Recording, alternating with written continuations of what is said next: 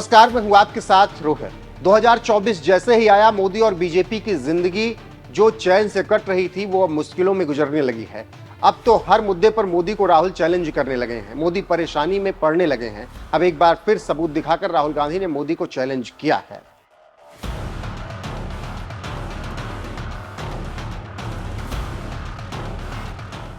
राजनीति में कौन सा मुद्दा कब बोतल से बाहर आ जाए किसी को नहीं मालूम। ठीक उसी तरह एक मुद्दा आजकल सोशल मीडिया में तैर रहा है, जिसमें राहुल गांधी एक लेटर दिखा रहे हैं और सवाल पूछते नजर आ रहे हैं।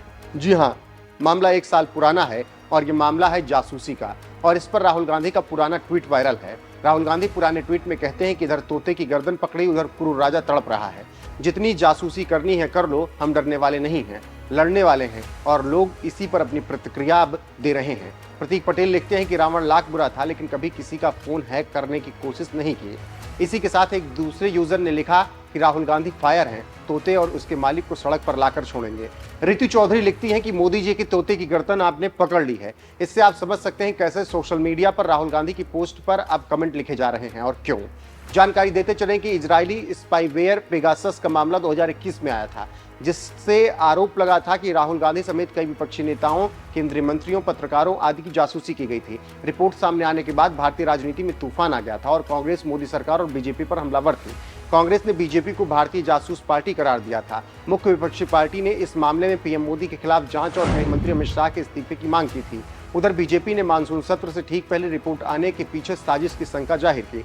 इससे आप समझ सकते हैं कैसे एक बार फिर सोशल मीडिया पर यह मामला आया हुआ है और गरमाया है। इसी बीच इस पोस्ट का वायरल होना बहुत कुछ कहता है। आप जानते हैं कि 2024 लोकसभा चुनाव के बाद बीजेपी और मोदी बैकफुट पर हैं और राहुल गांधी लगातार हमला बोल रहे हैं। इसके साथ ही साथ मानसून सत्र राहुल गांधी के नाम रहा। यहाँ राहुल गांधी ने पहले शिव फिर महाभारत का प्रसंग लाकर मोदी की राजनीति बिगाड़ दी।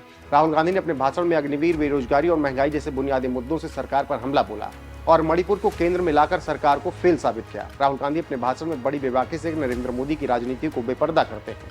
राजनीतिक विश्लेषकों की माने तो मीडिया के सहारे नरेंद्र मोदी अपनी असफलताओं को बड़े सलीके से छुपाते हैं। मोदी ने बड़े सलीके से मीडिया और बीजेपी आईटी सेल द्वारा देश में सांप्रदायिक जहर फैलाकर समाज को विभाजित किया। धार्मिक उन्माद के जरिए मॉब लिंचिंग और दलित आदिवासियों के उत्पीड़न की हजारों घटनाएं सामने आई।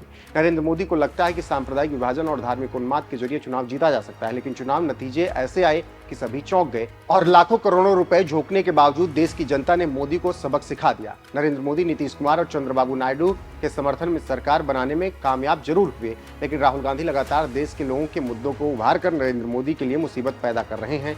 दबाव का नतीजा है कि अभी तक 5 नए बिल फंस गए और मोदी की हर चाल धराशायी हुई। अब देखना होगा कि आगे क्या होता है, लेकिन एक बात तय है कि अब मोदी के जाने की बेला है ऐसा लग रहा है और राहुल गांधी की आने का वक्त दिख रहा है।